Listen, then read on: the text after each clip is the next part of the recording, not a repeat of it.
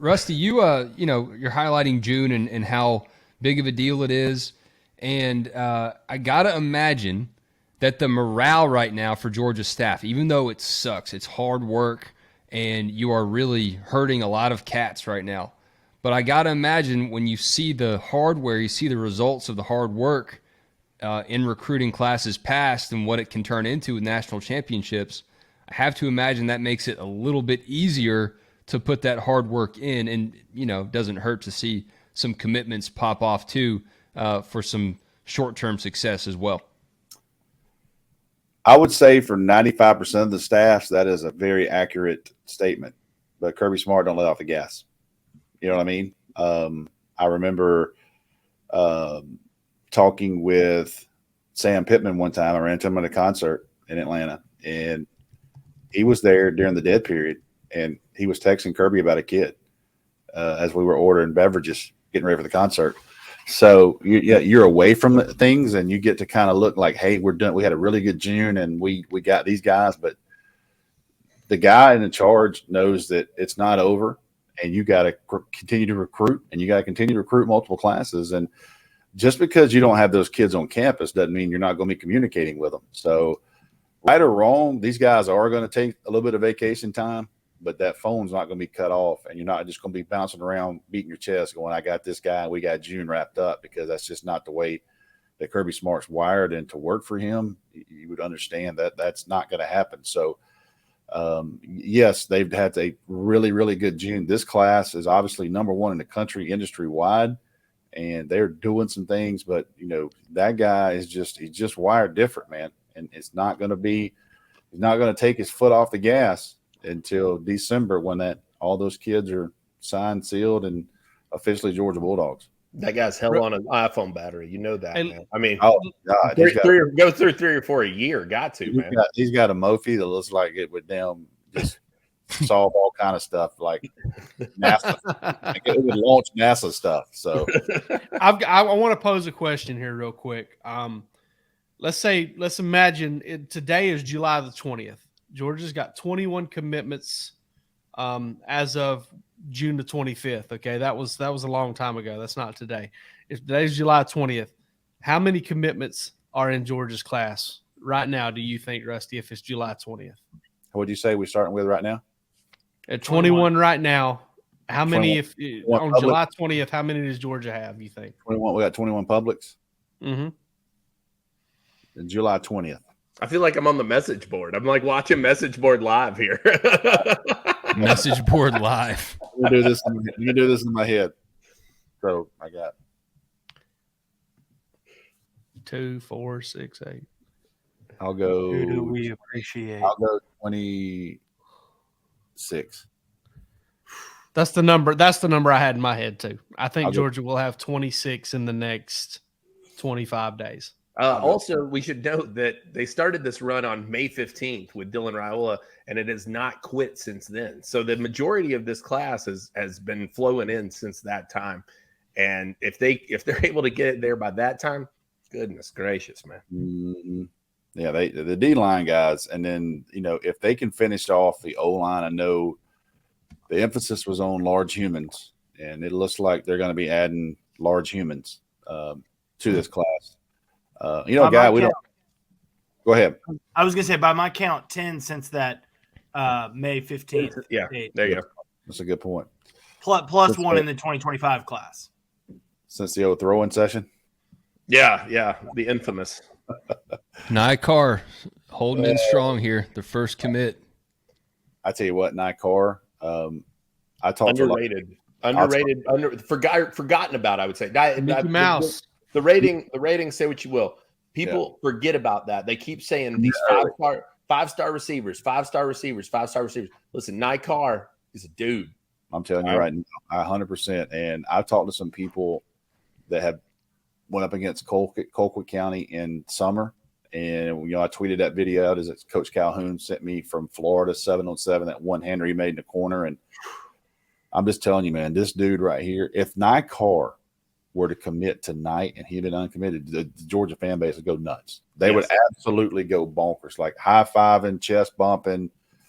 But the guy's been committed so long, you just kind of take it for granted how good a player he is. So Kobe White's another guy I think that's extremely underrated. Kind of fits that mold, but I put Nitro Tuggle is overlooked in my opinion. Yeah, People forget. we're going to find out on him. You know what I mean? You're right. There are questions, okay, and I'll be the first to say his tape is ridiculously good. Now he was the best player on the field every single Friday night, so he's going to IMG, and I love that about him. I don't particularly a kid up from Georgia going to IMG. I don't vouch for that. I don't think you need to, but a kid like that who wants to play better competition, he's got to go out of state to get that. So I love that Nitro Truggle's going there. We're going to find out real quick on him. I think 3 or 4 games into this by September, we'll know what type of player he really is. I have zero concerns right now. I think he's a really good player. Ellis Robinson's going to be able to tell you what kind of player he is. I guarantee you that. No doubt. So, yeah, it's a great point. And IMG, a couple games early on, I think, on national TV. So we're going to find out real quick on him. But I just think that this class, you know, they start looking at these guys. Dude, I've seen Jaden Riddell in person now. And this guy is 17 years old. He's 6'4", 240 pounds. I mean, his damn mitts on him, man. I mean, we don't talk about him. You just kind of take it for granted. But if Jaden Riddell were to commit tonight, it would be massive, massive news. So, you know, that's why this class is number one for a reason for dudes like that. Don't take it for granted, Dogs fans. It's like, you know, the more they roll in, the more you just get accustomed to it. I like kind of the bouncing around the current class right now. Dwight Phillips. I was going to say.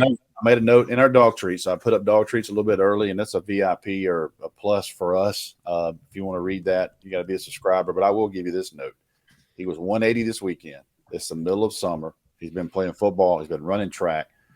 And that is a great weight for Dwight Phillips. That tells me he can carry 190 pretty easy. So when you look at one of the fastest players in the country, period, at track or football, you look at him and the threat he could become. But if that, you know, I was a little worried he was going to be 170, but for 180 at this point in summer, I love that. I think that kid's going to carry 190 easily.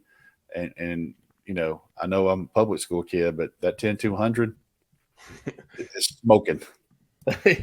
Yeah, and you know, and this the thing about Dwight that he's got that running back label, and I think he'll be used very much like that. But a dangerous gadget inside of an offensive scheme, man. A guy who can fill a number of roles for you. James Cook-esque, I would say, in that regard, man. Can get you yards when you need them, but you can line him up wherever you need as well, and he can get that done too. And oh yeah, he's doing it with elite track speed behind James Cook meets Mecole Hardman in some ways, I feel like. And I like a little shifty. Mecole was like a lot of straight line. Right, yeah. I think Dwight's a little shifty.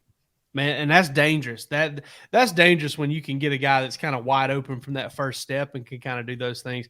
My 10-2 days are behind me, or I would you know. Oh no! Not if they bring out the captain's platter, they're coming back. I promise. You're running 60s over there, or what? Dylan Brooks brings up the thing that while we're kind of talking about all the good news in Georgia's class, something that was a little bit anxiety-inducing for some people on our board over at DawgsHQ.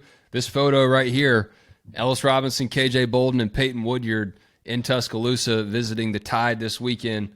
I think if you're Georgia, you know, you should feel pretty good about this. These guys love the Dogs, but Cruton is Cruton. Wonder if that picture was taken intentionally. Hard to Makes you think.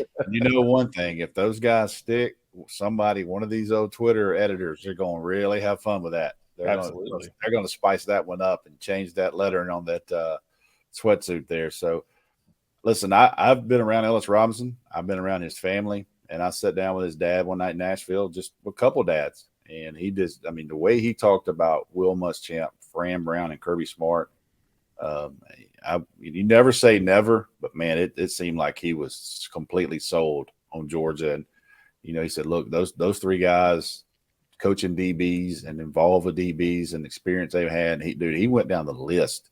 He knew who Will Muschamp had sent to the pros from South Carolina. You know, J.C. Horn recruited him, first rounder, you know, those guys. So he had done his homework. So I feel I feel confident there. You look at KJ Bolden, what kind of decision he's going to make. I still think in the end this is going to be Georgia and Ohio State. So we'll see. We'll go back and look at that picture maybe in September and see what kind of message we get from it. Good point from Matthew C. They had to get some feather dusters out before they took that photo. Hey, Alabama fans had a lot of fun with there was a tweet or something that said, hey, you done let this, talking about Kirby, you done let this man get a national championship. And it was Justice Haynes and Caleb Downs, and maybe another prospect in a picture last year. And that kind of went viral amongst the Alabama fans because all of those guys ended up at Alabama. So that one might end up kind of being turnabouts fair play for Georgia fans.